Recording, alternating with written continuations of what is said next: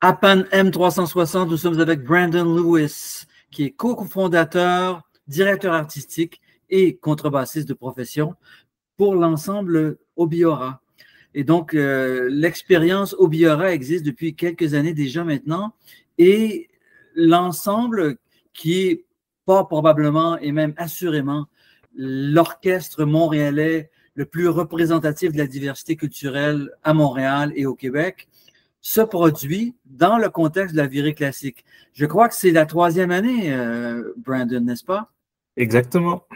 Oui. Et donc, cette année, votre relation se renforce avec Maestro Rafael Payare, qui a été très généreux et évidemment lui-même, issu de la diversité vénézuélienne, a très bien compris les enjeux et pour la première fois à Montréal, a finalement poussé vers l'avant, vers le haut, un ensemble très compétent qui est le vôtre. Oui, c'est exactement. C'est vraiment grâce à Raphaël Payare qu'on peut se produire à la virée classique pour une 3e année consécutive. Puis à chaque année, c'est un programme différent avec des solistes différents. Comme l'année passée, il y avait Andrew Wan, le violon solo de l'OSN, exactement de l'OSN qui s'est joint à nous. Puis cette année, on a la chance et l'occasion de jouer avec Joseph Taladros, qui est un joueur de oud d'exception cette année. Ouais. Décrivez-nous justement le profil de cet oudiste de très, très haut niveau. Ben, tu sais, on a eu une répétition ce matin, puis je l'ai rencontré, puis premièrement, il est vraiment stylé.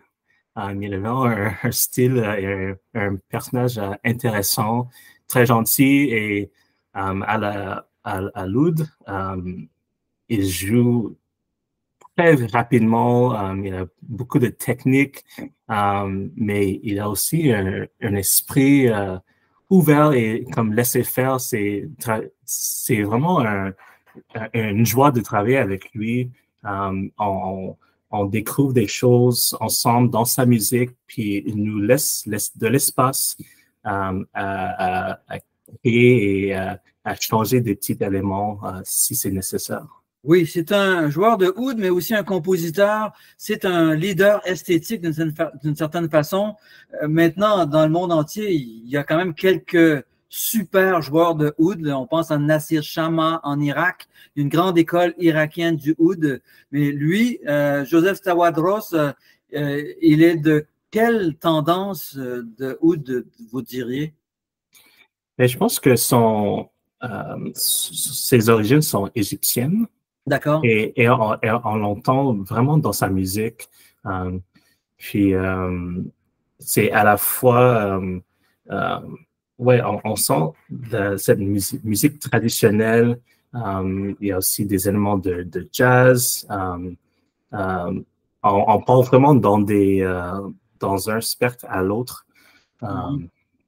Puis, c'est très émotif comme musique. Puis, je pense que le public va vraiment aimer sa musique parce qu'on n'entend pas très souvent ce mélange de oud et de musique classique, et surtout avec les cordes et tout ça. Alors, ouais. C'est ça qui est intéressant, le mélange de musique classique occidentale et de musique classique orientale, arabe, en fait, d'une certaine façon. Donc, c'est la rencontre des deux. De quelle manière ça se produit dans sa composition?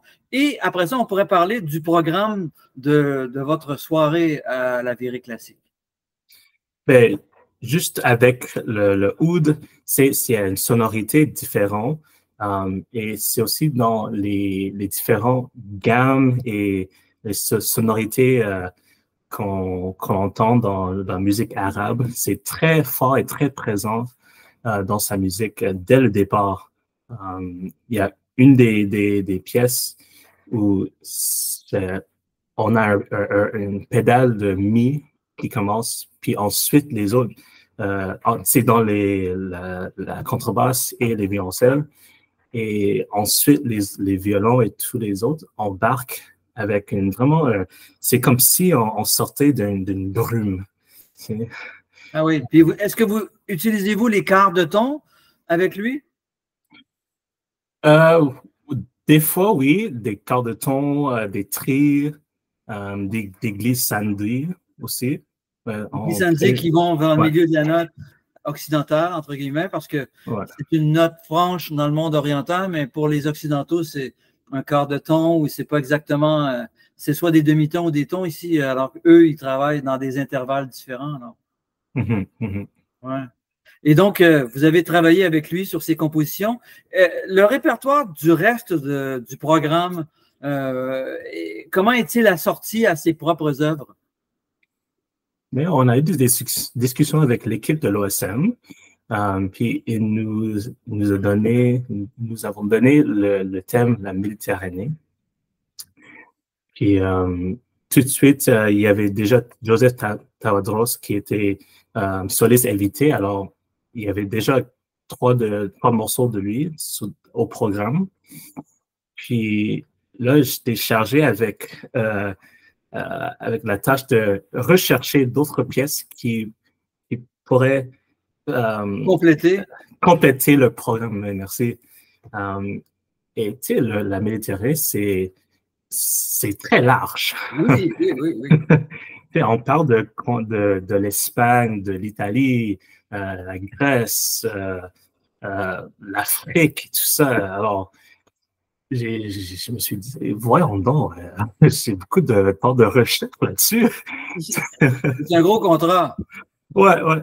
Surtout de trouver des pièces que pour orchestre à cordes, Mhm. euh, avec une durée qui peut se mettre facilement avec juste 1 heure de concert. Tu sais. Oui, voilà. Euh, tu sais, j'ai trouvé une pièce de Isaac Albéniz qui s'appelle Asturias, qui est Mhm. originalement pour guitare. Et j'ai trouvé un arrangement pour orchestre à cordes. Euh, j'ai envoyé cette suggestion à- au directeur de programmation. Puis tout de suite, il a dit, ah, c'est génial! Mhm. Euh, et aussi, la grande œuvre du programme, c'est Souvenir de Florence. De, Oui, de Tchaïkovski. exactement. Euh, Donc, ça, c'est un peu le plat de résistance qui est un peu la contrepartie classique aux propositions plus orientales, plus nord-africaines, plus méditerranéennes, en fait. mhm. Même si les souvenirs de Florence, bien évidemment, Florence est en relation avec la Méditerranée aussi, mais pour Tchaïkovski, c'était quand même une œuvre occidentale. Est-ce qu'on ressent beaucoup des éléments méditerranéens dans son œuvre? Ouais, surtout, je dirais, dans le deuxième mouvement, on sent, c'est très chantant. C'est la Méditerranée, mais dans un contexte russe. On va dire, il y a une espèce de mélange qu'on entend, où c'est pas tout à fait italien dans comment on le joue, mais c'est comme, ouais, les thèmes sont tous là.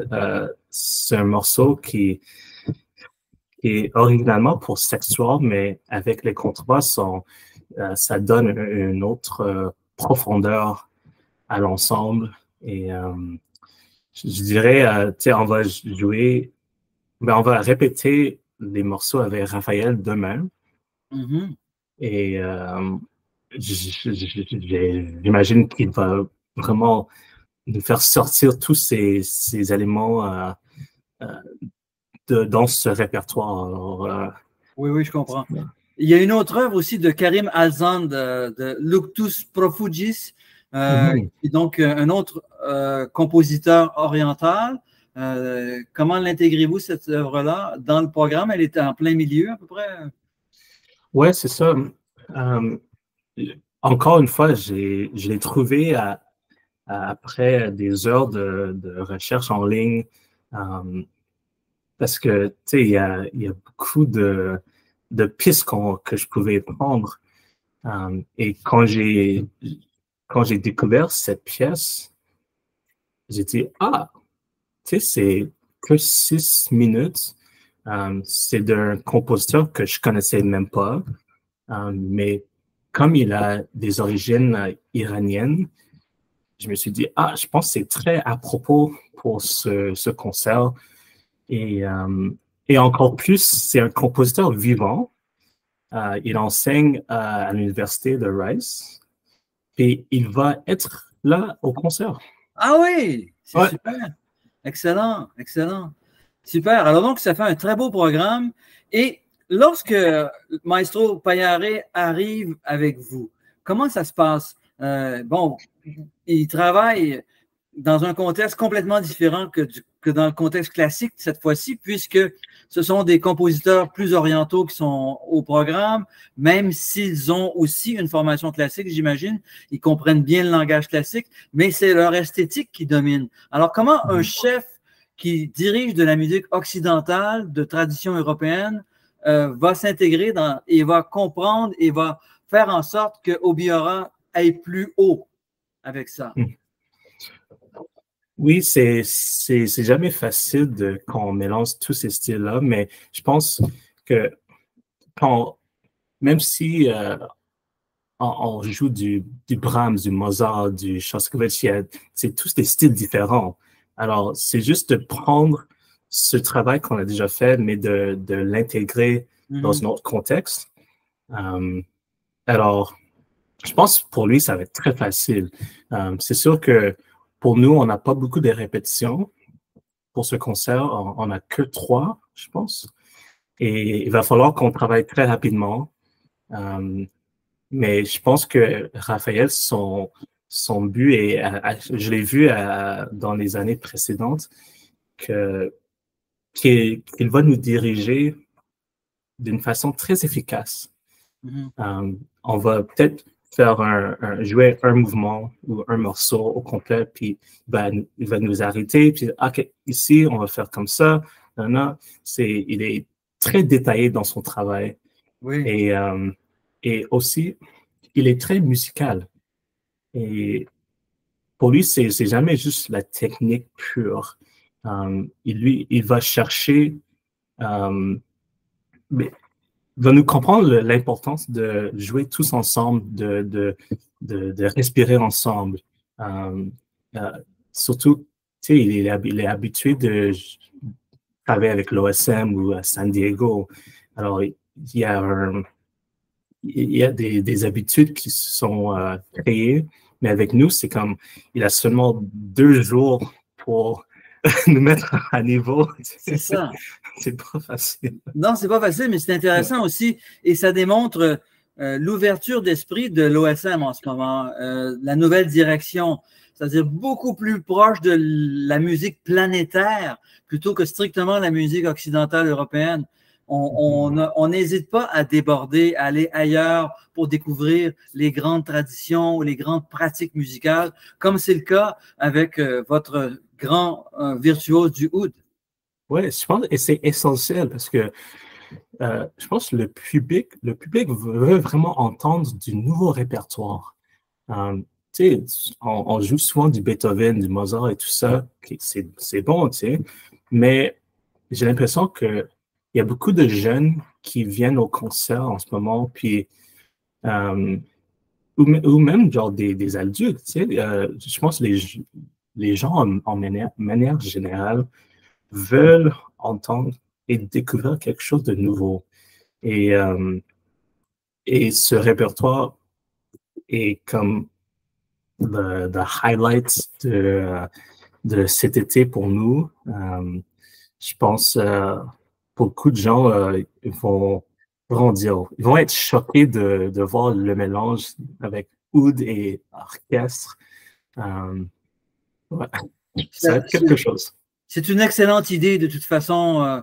Brandon Lewis, qui est cofondateur, directeur artistique, contrebassiste émérite, et donc qui s'engage dans un concert qui aura lieu samedi 17 août à 16h30 à la Maison symphonique de Montréal, sous la direction de Raphaël Payare, le chef principal de l'Orchestre symphonique de Montréal. Brandon, je vous remercie beaucoup de cette interview. Et merci beaucoup. Puis on y sera. On a bien hâte d'entendre ça. Excellent. Au revoir. Bye bye.